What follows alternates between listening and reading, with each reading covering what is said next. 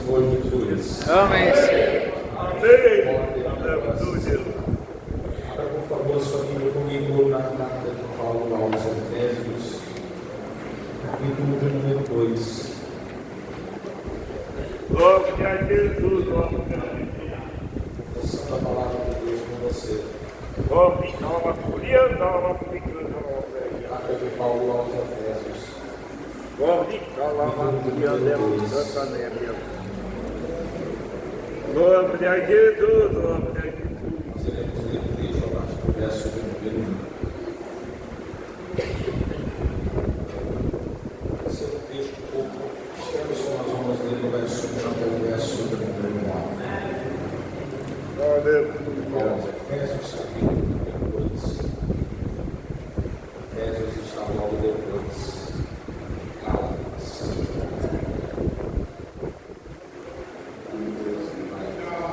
Oh, glória a Deus, aleluia. Para o capítulo 12 nós vamos ler. Muito bom nós poder estar aqui cooperando. Quero agradecer aos mulheres,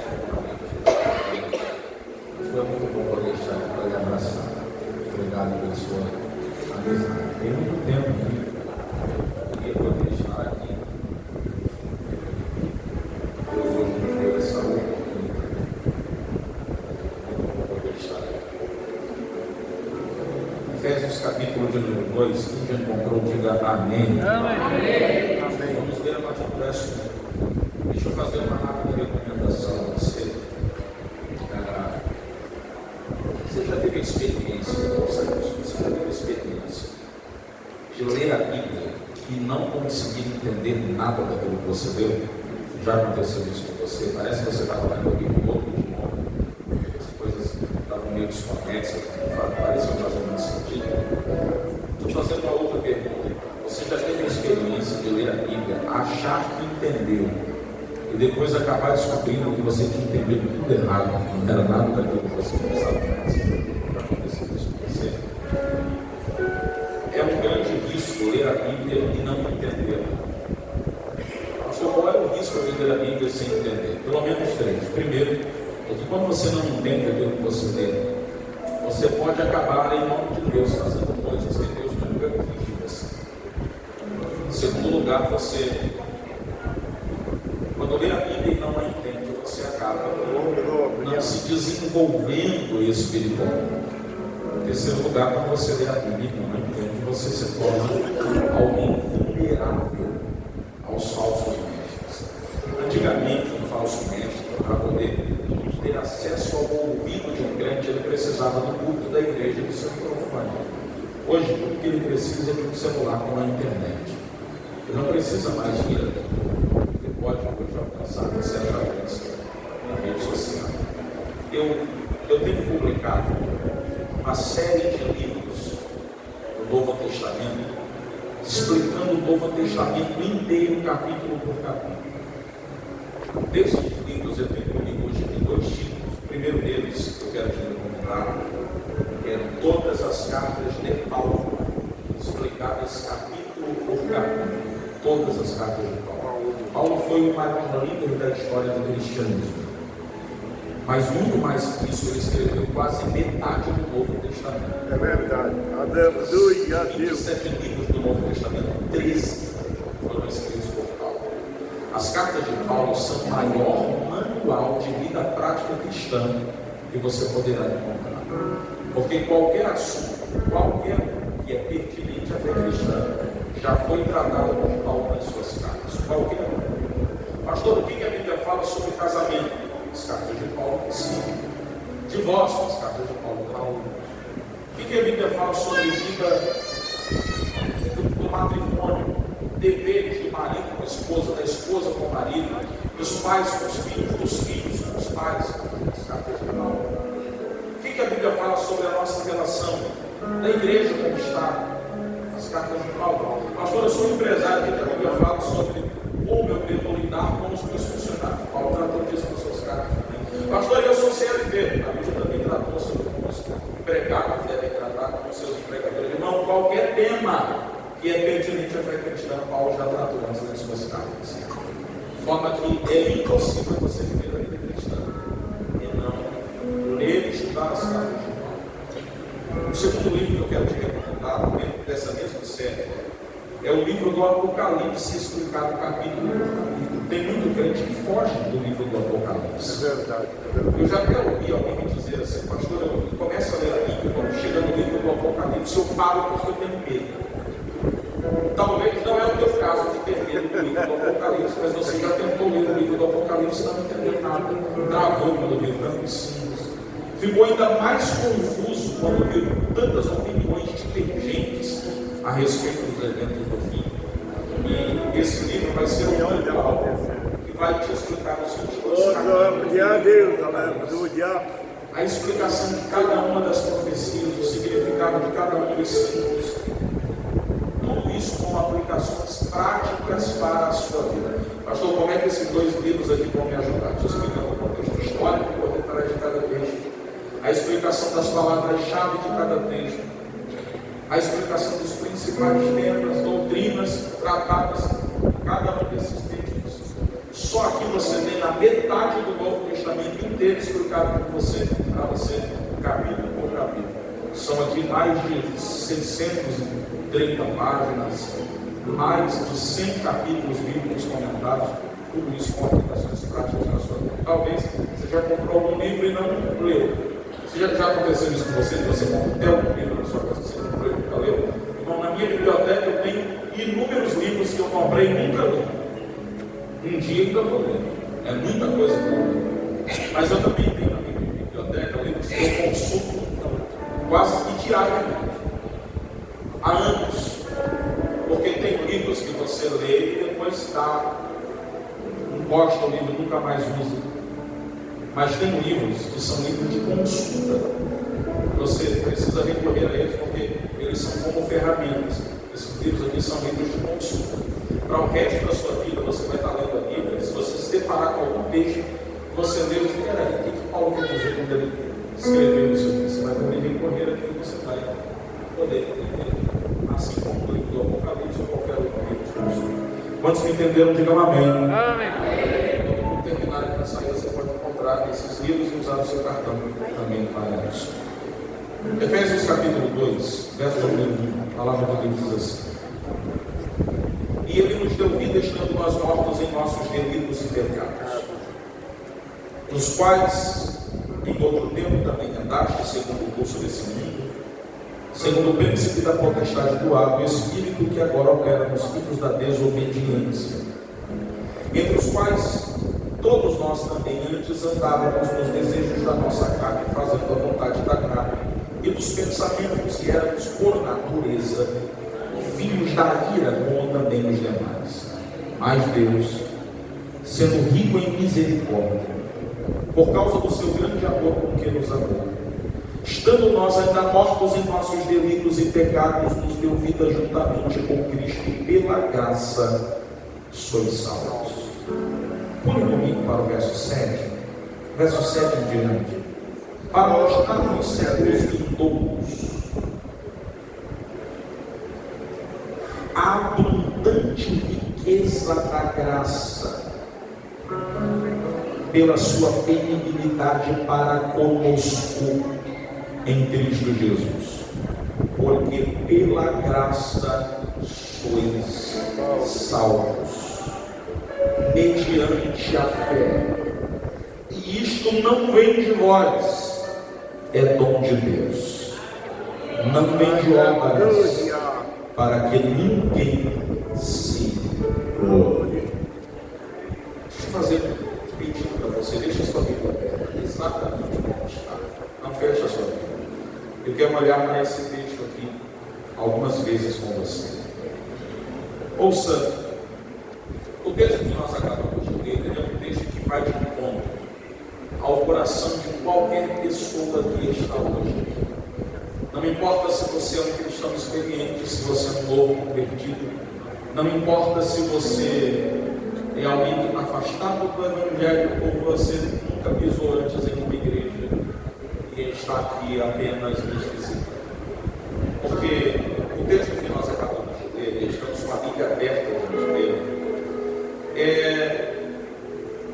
certamente o capítulo mais didático de todos os capítulos escritos por Paulo, em todas as suas cartas, quando o assunto é salvação. De uma forma extremamente pedagógica, Paulo nos apresenta o plano da salvação e como é que Deus se moveu em direção ao homem no propósito de salvar. E na medida que Paulo descreve o plano da salvação, parece que ele divide os seus argumentos em 4 partes. Na primeira delas, Paulo nos apresenta a nossa necessidade de salvação. Quando eu falo da necessidade de salvação, eu me refiro à necessidade que todo homem tem de ser salvo. E eu faço questão de falar isso aqui de forma pausada, para que você entenda que todo homem precisa de salvação. Existem pessoas que acham que são boas demais para serem condenadas por Deus. Há um tempo atrás eu vi alguém falar em um podcast desses aí, dizendo assim: eu fiz tantas coisas boas, e eu sou uma pessoa tão maravilhosa, que se no final da vida Deus me mandar para o inferno, quem perdeu foi Deus e não eu, porque eu sou uma pessoa maravilhosa, fiz muitas coisas boas. Talvez isso é chocante para você, mas existem muitas pessoas que pensam que são boas demais para serem condenadas por Deus. Porém, quando Paulo começa a nos ensinar acerca da salvação, a primeira coisa que ele faz é nos apresentar a necessidade que todo homem tem de ser salvo. E na medida que ele nos apresenta isso, eu quero que você entenda que a Bíblia diz em Romanos 3:23, que todos pecaram e destituídos estão da glória de Deus. E quando a Bíblia diz que todos pecaram, ela isenta qualquer tipo de homem de não estar incluso. A Bíblia diz em Romanos 3:10 que não há um único homem justo que faça o bem e que busque a Deus. A Bíblia diz na primeira epístola de João, capítulo 1, verso 8, que se nós dissermos que nós não temos pecado, somos mentirosos e não há verdade em nós. Mas João vai além, no verso 10 do mesmo capítulo, ele diz que quando nós dizemos que não temos pecados, queremos fazer Deus de mentiroso, e a palavra dele não está em nós. O homem é pecador. Ele não é pecador porque ele peca porque em essência ele nasceu pecador. E quando nós omitimos essas verdades da nossa mensagem, nós acabamos transformando a nossa mensagem evangelística em uma mensagem de autoajuda, como muita gente tem feito. É por isso que a primeira coisa que o Paulo faz é nos apresentar o plano da salvação, é descrever a condição que o homem estava antes de ter um encontro com Jesus. Pastor, qual é a condição do homem que não tem uma aliança com Deus? Em primeiro lugar, o homem que não tem uma aliança com Deus precisa de salvação porque ele está morto espiritualmente em seus delitos e pecados. Olha o que o verso número 1 diz: ele nos deu vida estando nós mortos em nossos delitos e pecados. É possível que alguém que não tem uma aliança com Deus ouça isso e diga: não estou me sentindo nem um pouco morto, eu posso olhar, eu posso ouvir, eu posso falar, eu posso tocar, eu posso me sentir. Porém, quando a Bíblia fala que o homem sem Deus está morto, ela não fala de uma morte física, ela se refere a uma morte espiritual. Você deve lembrar que Deus disse a Adão: no dia que você comer desse fruto, certamente o quê? Morrer. Quem está comigo, diga glória a Deus. Certamente morrer. Quando Adão comeu, ele morreu imediatamente? Fisicamente não, mas ele morreu espiritualmente. E a prova de que ele morreu espiritualmente é que ele tentou se esconder de Deus, porque o homem que não tem uma aliança com Deus, ele não corre em direção a Deus, ele corre em uma direção oposta de Deus. Ele tenta fugir de Deus, ele não quer contato com Deus, ele não quer ter uma aliança com Deus. Quando a Bíblia fala de morte espiritual, quando Deus disse certamente morrerás, Deus estava se referindo à corrupção da natureza humana, sua mente, vontades e afetos. O homem morto espiritualmente, ele é alguém cuja sua natureza está completamente corrompida diante de Deus, quer seja na sua mente, nos seus afetos, na sua vontade. É por isso que o homem que não tem uma aliança com Deus, você pode falar o evangelho para ele, se Deus não capacitar para entender, ele não consegue entender as coisas espirituais. É ou não é verdade? O homem que não tem uma aliança com Deus, ele é alguém cuja vontade está completamente escravizada pela sua natureza corrompida, e ele sempre por natureza se inclina para aquilo que é mal. Até os seus afetos estão completamente corrompidos pelo pecado. Esse é o estado de alguém que não tem uma aliança com Deus. Mas não para por aí. O homem que não tem uma aliança com Deus precisa ser salvo, porque além de estar morto espiritualmente, ele vive segundo o curso deste mundo. Olha o que Paulo diz no verso 2: em que em outro tempo também andaste segundo o curso deste mundo. Pastor, o que é o curso deste mundo? O que é mundo? A palavra mundo, quando Paulo se refere a ela nas suas cartas, ele não se refere a esse planeta Terra que nós estamos pisando. A palavra mundo aqui fala do sistema desse mundo, do sistema cujas costumes, crenças, valores, ele está completamente corrompido e oposto à vontade de Deus. E não se tem uma prova de que o mundo que nós vivemos é um mundo que é regido por um sistema cujos princípios, crenças, valores são completamente alheios à vontade de Deus e são completamente inimigos de Deus e opostos a Deus. Experimente dar a sua opinião bíblica a respeito de um assunto na sociedade, você vai ver o que vai acontecer. As pessoas vão entrar em crise. Experimente falar dos seus valores, das suas crenças, daquilo que você acredita. Você vai ver que as pessoas vão ficar apavoradas. Experimente dizer que você é a favor da vida e não do aborto. Experimente dizer que você é a favor do casamento entre um homem e uma mulher e não o oposto. Experimente dizer que você é alguém que é a favor de uma relação monogâmica entre um homem e uma mulher e não uma relação poligâmica. Você vai ver que as pessoas vão entrar em polvorosa, em crise. Esses dias na internet eu li alguém postar assim, um meme de internet, né? Dizendo assim: comenta aqui embaixo se você fosse colocar todas as pessoas com quem você já teve relações aqui em um meio de transporte, que meio de transporte seria? Aí as pessoas começaram a se gabar colocando assim: eu colocaria no ônibus. Aí outra pessoa: eu colocaria no avião. Aí outra pessoa: eu colocaria no trem. É muita gente, eu não consigo contar. Aí eu olhei aquilo, eu falei: rapaz, se essas pessoas estão se gloriando da promiscuidade, não, eu também preciso comentar aqui. Aí eu comentei lá: eu colocaria em uma moto que só cabe 2 pessoas, porque a minha esposa foi a minha primeira namorada e ela vai ser a última mulher da minha vida, porque nós estamos casados até que a morte nos separe. Aí quando eu fui olhar depois lá, tinha lá uma de mais de 8.000 comentários de pessoas lá me detonando, alguns dizendo que era mentira, a maioria dizendo que era mentira, e etc.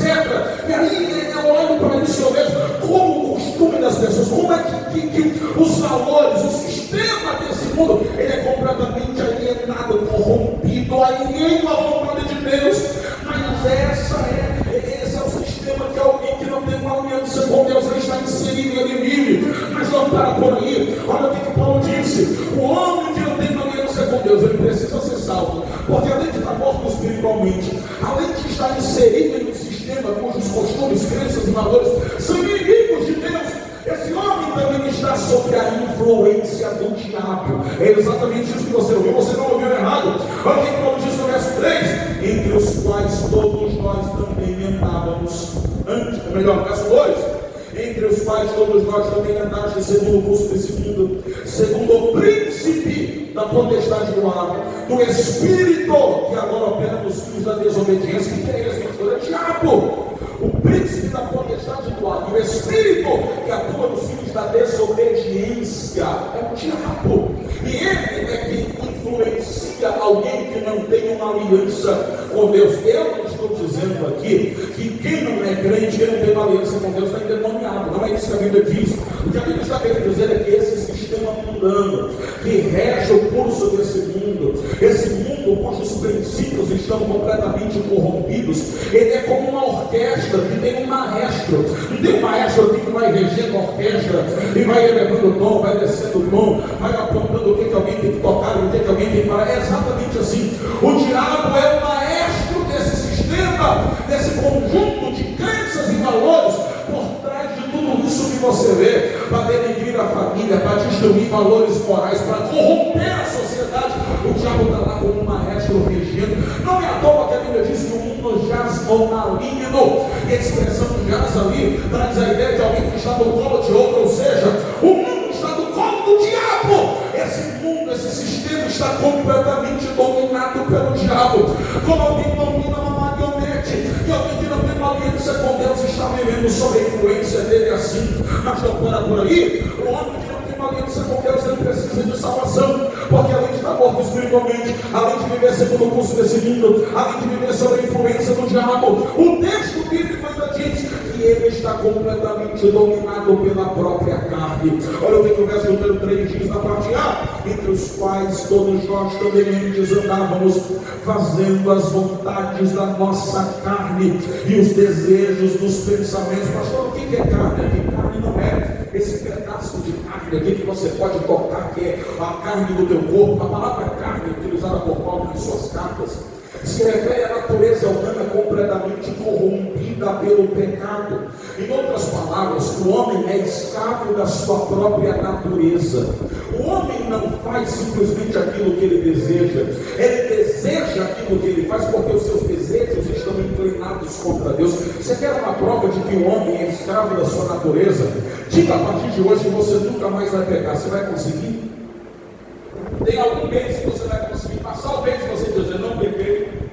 Sabe por que você não vai conseguir? Porque o homem, ele é escravo da sua natureza. E quando nós nos entregamos a Cristo, a Bíblia diz que diariamente nós precisamos fazer essa natureza morrer. Lutero disse: eu pensei que o velho homem tinha morrido no dia do batismo, mas eu descobri que o miserável sabe nadar. Você pode ser batizado, você pode passar 50 anos na igreja, todo dia vai ter alguma coisa para Deus tratar em você, porque essa natureza é completamente inclinada ao pecado. Mas não desanime não, continue firme, porque vai chegar um dia que a trombeta vai tocar, e a Bíblia diz que a nossa natureza será completamente revestida de mortalidade.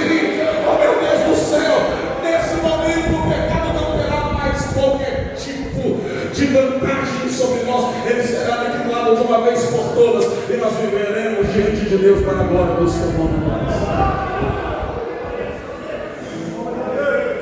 Mas até que isso aconteça, a natureza humana está lá, em homem que não tem valência com Deus, está completamente escravizado diante dela. Nós vamos para por aí. Nós precisamos de salvação, porque além de estarmos mortos espiritualmente, além de vivermos segundo o curso desse mundo, além de estarmos sob a influência do diabo, além de ser escravo da própria natureza, o homem que não tem uma aliança com Deus está debaixo da ira divina. E isso é muito pesado, porque olha o que Paulo diz no verso 3, leia sua Bíblia: entre os quais todos nós também antes andávamos, segundo os desejos da carne, fazendo a vontade da carne dos pensamentos, que éramos por natureza filhos da ira.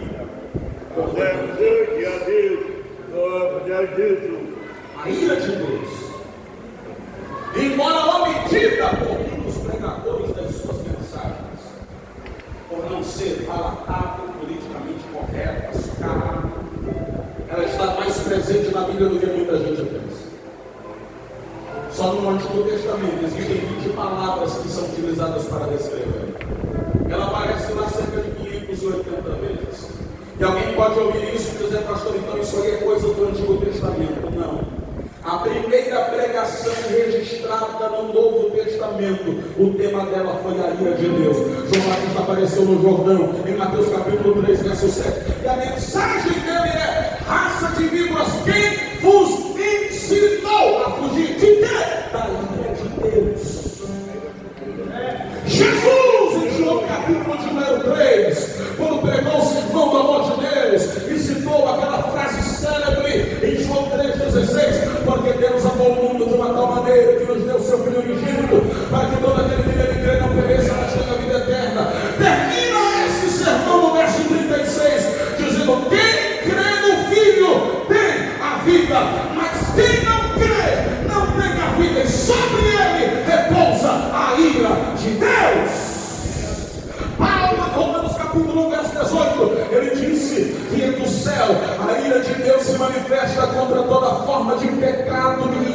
eternidade.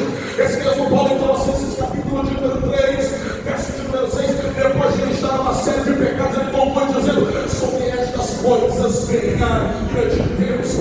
A ira de Deus está presente também no Novo Testamento. E aí alguém pode pensar: pastor, como é que um Deus de amor se ira?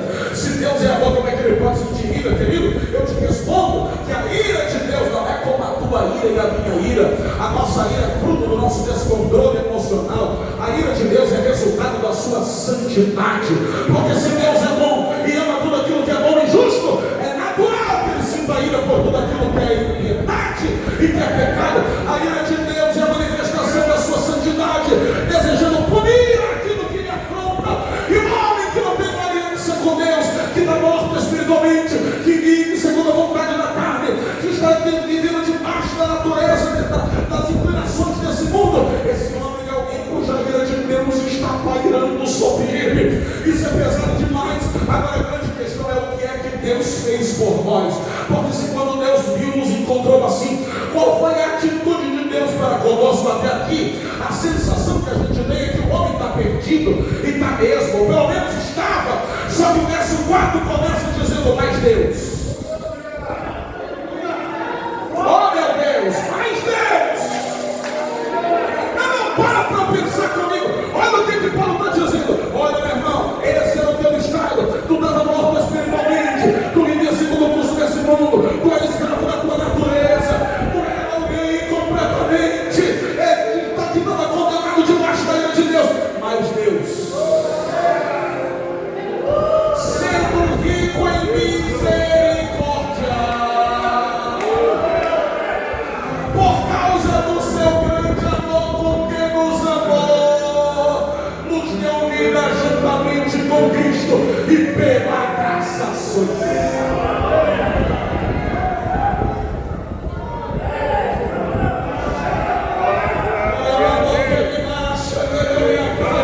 Se alguém vai treinar para ele, por isso levante as duas mãos, abra a boca e por alguns segundos glorifique a Deus de toda a graça.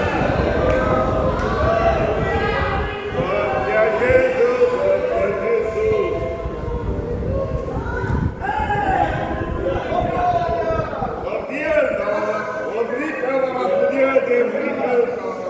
Eu vou te desafiar a circular duas palavras-chave.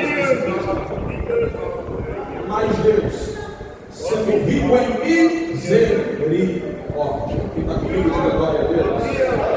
Diga comigo: Deus é rico em misericórdia. Aí ele continua dizendo: por causa do seu grande amor com quem nos amou, nos deu vida juntamente com Cristo, e pela graça sois salvos. Diga comigo: Deus é rico em misericórdia e graça.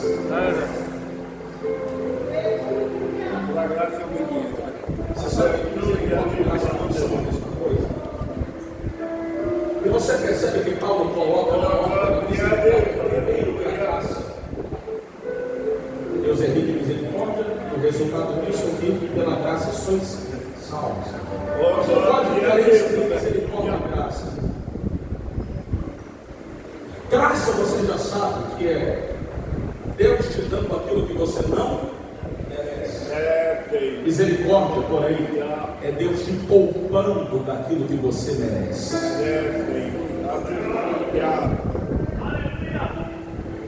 O que você acha que merece alguém que está morto espiritualmente? O que você acha que merece alguém que, além de morto espiritualmente, vive segundo o curso desse mundo? O que você acha que merece alguém que, além de morto espiritualmente, vive segundo o curso desse mundo, vive sob a influência do diabo? O que você acha que merece alguém que está morto espiritualmente, vive segundo o curso desse mundo, está sob a influência do diabo e é escravo da própria natureza? O que você acha que merece alguém que está morto espiritualmente, vive segundo o curso desse mundo, sob a influência do diabo, escravo da própria natureza, e está debaixo da lei de Deus? Exatamente o que você pensou, você merecia o inferno. Mas a misericórdia de Deus te poupou daquilo que você merecia, para que a graça de Deus tivesse aquilo que você estava. A misericórdia de Deus te poupou da ira, para que a graça de Deus tivesse o seu amor. A misericórdia de Deus Deus te poupou do seu juízo para que a graça de Deus pudesse te dar o seu perdão. A misericórdia de Deus te poupou da condenação para que a graça de Deus pudesse te dar salvação. A misericórdia de Deus te poupou do inferno para que a graça de Deus te fizesse herdeiro do céu. Se alguém é criado a Ele por isso, pelo amor de Deus, adore Ele.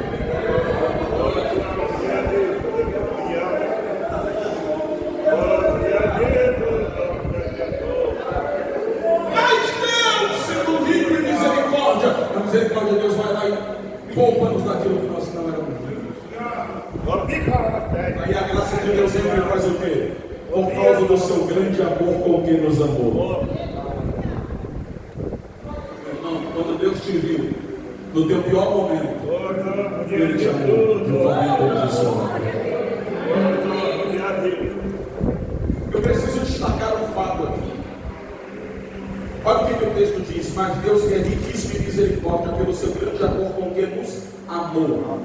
O verbo amor aqui está no passado. Pastor, por que isso?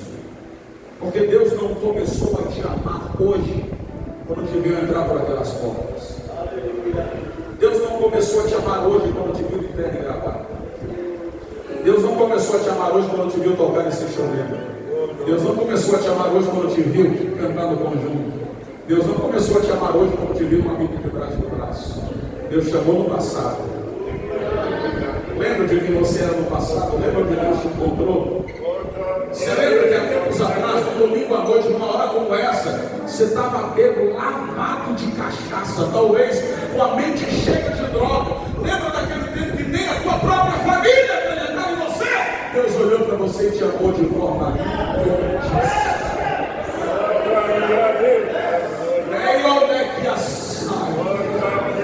Oh meu Deus, oh meu Deus. É por isso que Romanos capítulo 5, verso 8 diz que dificilmente alguém morreria por um justo, mas de Deus prova. Se mandou para conosco pelo fato de Cristo ter morrido por nós, sendo todos nós ainda pecadores. No momento que ninguém jamais te amaria, Deus te amou. Quando naquele momento que ninguém jamais te daria uma nova oportunidade, Deus estendeu as mãos para você. Deus te escolheu numa hora que ninguém jamais te escolheria. Não foi você que o amou primeiro, foi Ele que te amou primeiro, e por isso hoje você está.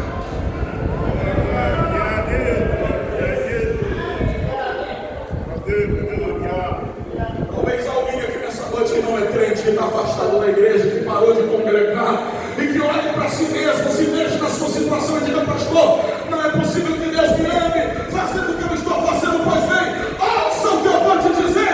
Lucas capítulo 19, versículo de número 10. A Bíblia diz que o Filho do Homem veio buscar e salvar aquilo que se havia perdido. A Bíblia diz em Timóteo 15: com essa palavra digna de toda aceitação, Jesus Cristo veio ao mundo para salvar os pecadores, dos quais eu sou o principal. Oh meu Deus, olha o que Paulo disse: eu sou o principal dos pecadores. Sabe por que Paulo está dizendo isso? Porque diferente de você que mesmo quebrado, afastado do pecado, veio do culto ouvir a palavra da glória a Deus, Paulo entrava em igreja para fechar a igreja, para prender crente, para torturar crente. Mas esse mesmo Paulo foi salvo pela graça, e ele posteriormente disse: com essa palavra e digna de toda aceitação, Jesus Cristo veio ao mundo para salvar os pecadores, dos quais eu sou o principal. E a graça de Deus fez isso para comigo, para mostrar aos outros a bondade de Deus. O que Paulo está dizendo é: se Ele me salvou, Ele também pode me te salvar. Se Ele mudou a minha vida, Ele também pode mudar a tua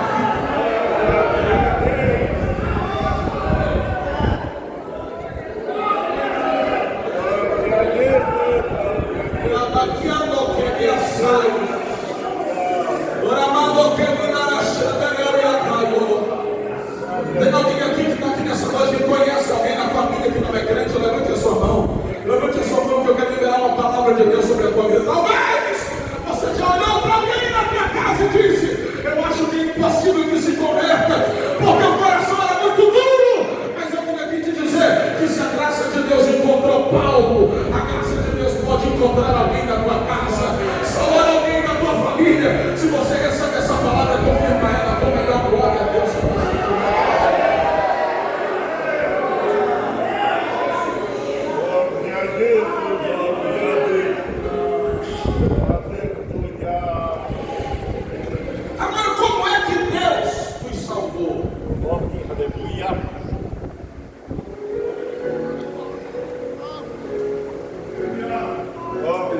isso pela graça.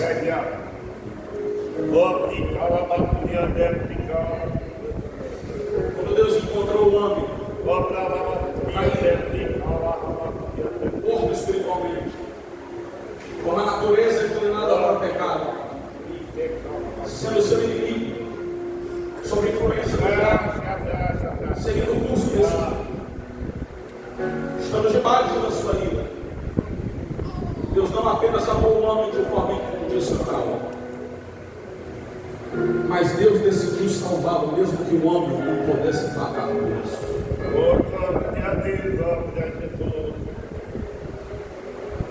É por isso que o texto diz no verso 8: porque pela graça sois salvos, mediante a fé. E isso não vem de vós, é dom de Deus, não de obras para que ninguém se glorie. Você não é salvo por causa daquilo que você faz.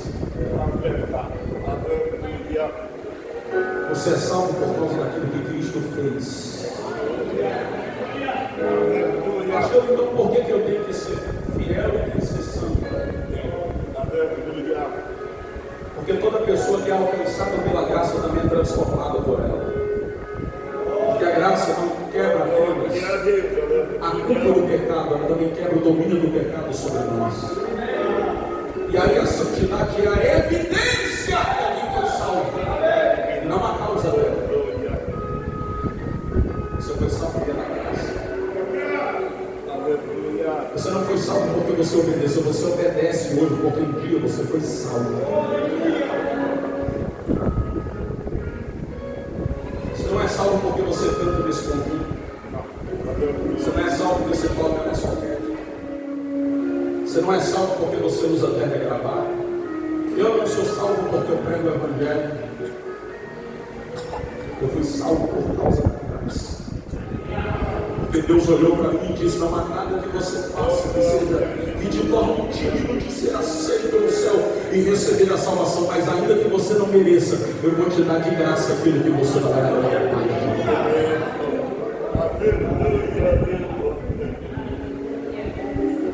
Atos capítulo 15, verso 11, a Bíblia diz: cremos, pois que seremos salvos, bem como eles, pela graça de Deus. Romanos capítulo 3, versos 23 e 24.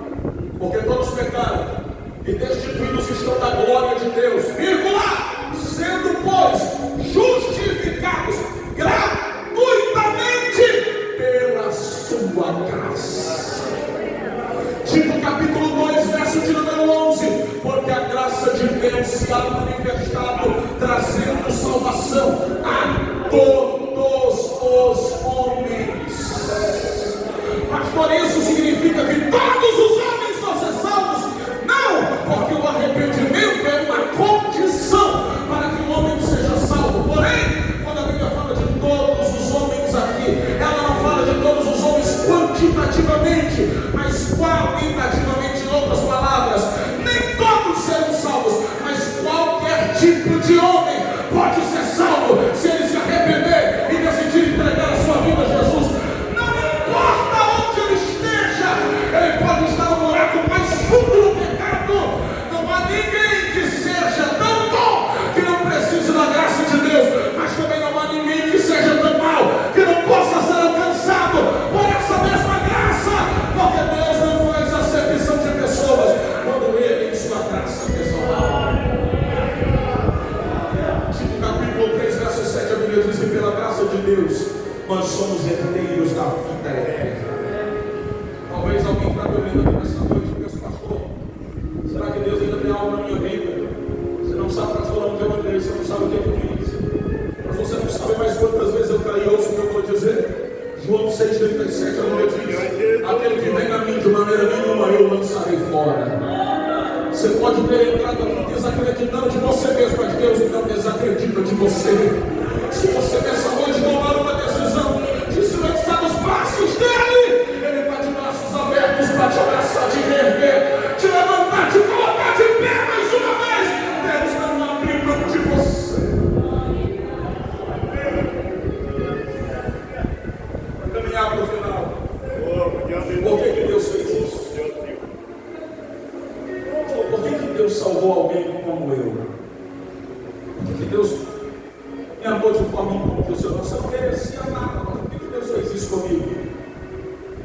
17 nos explica, eu termino aqui agora,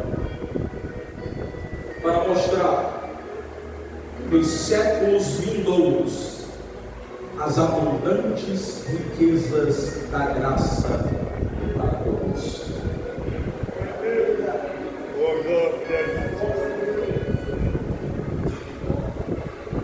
A palavra mostrar aqui literalmente significa exibir de forma pública. Em outras palavras, Paulo está dizendo: Deus salvou alguém como eu, para me exibir como um troféu da graça, para que todos vejam que Deus é capaz de fazer na vida de alguém que Quando Deus te viu no teu pior momento e te salvou, Ele te salvou com um propósito. Quando todos olharam para você e disseram: não tem mais jeito, Deus olhou para você e disse: eu vou transformar essa história em um troféu da graça, eu vou exibir publicamente. Você vivia de um casamento destruído, veio para Jesus, Jesus restaurou teu casamento. Teu casamento não é perfeito, mas hoje teu casamento é um casamento abençoado. Tem gente que te viu em crise no passado, olha para você hoje e diz: olha o que Deus fez na vida daquele casal. Tem gente que era teu vizinho, não conseguia dormir de domingo à tarde, porque você botava o som na altura e a cachaça rolava. Hoje teu vizinho dorme em paz. Quando escuta alguma coisa na tua casa, é louvor. Teu vizinho olha para você e diz: olha o que Deus fez na vida desse cara. Olha o que Deus fez na vida dessa pessoa. Tem gente que te viu nas drogas, andando por aí de biqueira em biqueira, andando de madrugada. Aí olha para você hoje e te vê com a Bíblia de braço no braço, caminhando para a igreja, dando glória a Deus. Olha para você e diz: olha o que Deus fez na vida dele. Olha o que Deus fez. Você é um troféu da graça de Deus. Tem muito tempo eu estava pregando em um congresso no interior do Mato Grosso. E em um dos dias, o pastor me levou para almoçar em um determinado lugar. Um dos membros da igreja foi naquele lugar me procurar. Eu disse: pastor, eu te ouvi ontem. Eu fiquei emocionado, mas ao mesmo tempo triste. Porque eu queria muito falar de Jesus, pregar o Evangelho. Pastor, mas eu não consigo decorar o versículo da Bíblia, eu não tenho conhecimento. As drogas comeram o meu cérebro. Eu disse: rapaz, me conta a tua história. Eu disse: pastor, eu sou do interior do Pará. E eu vivia mergulhado nas drogas. Mas eu era tão escravo, pastor, que eu comecei a roubar. E não satisfeito, pastor, eu roubava até minha própria família. Se eu entrasse na casa da minha mãe, os meus irmãos diziam: entra batendo palma. E não para de bater. Porque se eu parasse de bater palma, pastor, eu estava perdendo alguma coisa para ficar. Eu precisava ser vigiado. Meus irmãos, não me deixar ninguém entrar em casa. Ele disse: rapaz, eu vou ter que você parar aqui. Ele disse: pastor, eu estava devendo tanta droga, eu ia morrer nas mãos de uma facção, eu precisei fugir e vir no interior de Mato Grosso. E quando você chegou aqui, como é que foi? Do mesmo jeito. Até que um dia, eu estava passando na frente dessa igreja, eu decidi entrar no culto. Eu sentei no último banco. E no meio da mensagem eu comecei a dizer para Deus: eu não aguento mais a vida que eu levo. Se o Senhor me libertar, porque eu não posso me libertar, mas se o Senhor me libertar, eu vou te honrar até o último dia da minha vida. Pastor, eu levantei minhas mãos e fui na frente. E naquela mesma hora, Deus me libertou do vício das drogas. Eu usei droga. Eu disse: o que aconteceu na tua vida depois disso? Pastor, aprendi uma profissão. Agora eu trabalho. E ganho bem. E como antes tudo que eu pegava era para comprar droga, na minha casa, pastor, não tinha nada. Para comer eu sentava no chão. Porque até minha mesa eu troquei por droga. Hoje, pastor, Deus me deu uma casa Pastor, agora eu venho. Eu disse, e o que acontece quando as pessoas que te conheceram ontem te veem hoje? Ele disse, pastor, é aí que eu fico triste, porque eu ando aqui na rua e os traficantes que antes me vendiam droga, quando me veem me chamam e dizem, cara, eu não acredito em todo tipo de crente não, mas em você eu acredito, porque eu vi o que Deus fez na tua vida. Eu quero que você vai por mais. Eu oro, pastor, mas eu fico triste porque eu não sei falar bonito para falar para ela. Eu falei, rapaz, tu não precisa saber falar nada, porque a tua vida já é um troféu da graça de Deus. Aonde você anda, as pessoas olham e dizem, olha o que a graça de Deus fez na vida. Eu estou pregando nessa noite aqui para muitos troféus da graça de Deus. Se você é grato a Deus porque um dia Ele te encontrou e mudou a tua história, levante as duas mãos o mais alto que você puder. Abre a tua boca agora por alguns segundos, glorifica a Deus, glorifica a Deus, glorifica a Deus, glorifica a Deus. Você era escravo do pecado, mas Ele te libertou. Você vivia segundo o curso desse mundo, mas hoje você é cidadão do céu. Você é influenciado pelo diabo, mas hoje é guiado pelo Espírito. Você era dominado pela carne, mas agora você é liberto. Você estava debaixo da ira de Deus, mas agora você foi alcançado pela graça. Ele te amou de forma incondicional, mudou a tua história. Hoje você veio aqui para adorar a Ele, adore a Ele nessa noite.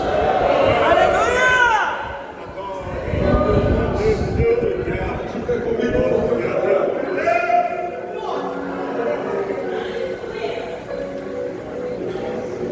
Fique adorando a Deus, porque eu quero orar com você.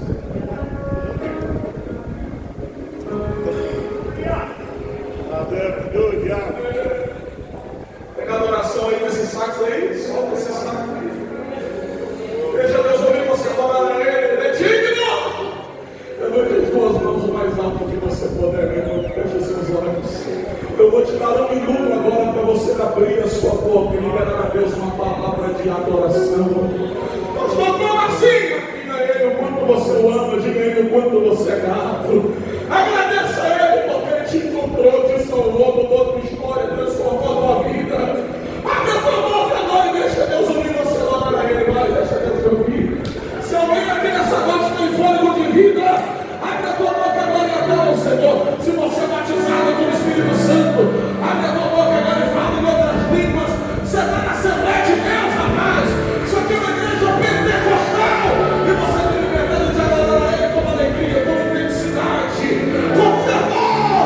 Abre a tua boca agora e deixa Deus ouvir, deixa Deus ouvir.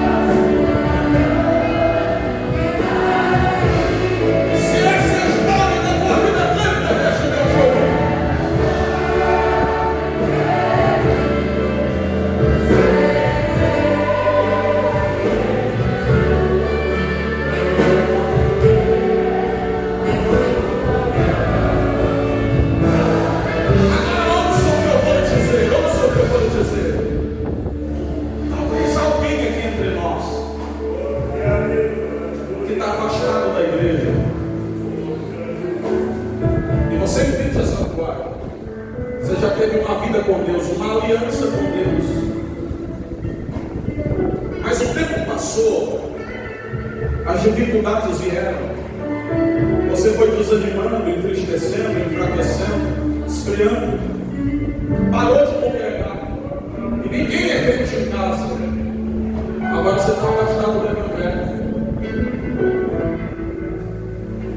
só tem lembranças do que você já viveu com Deus, mas não vive mais. E talvez o diabo diz para você nunca mais vai ter força para voltar. Ou talvez esse não é o teu caso, porque você nunca foi crente, nunca tomou essa decisão, já visitou várias igrejas várias vezes, até conhece alguns hinos, já se emocionou muitas delas, mas nunca teve a vida mudada, porque te falta uma decisão. Eu quero que você me ouça nessa noite. Você não precisa ter força, porque a Bíblia diz que o poder de Deus se aperfeiçoa na tua fraqueza. Que você tem que estar decidido.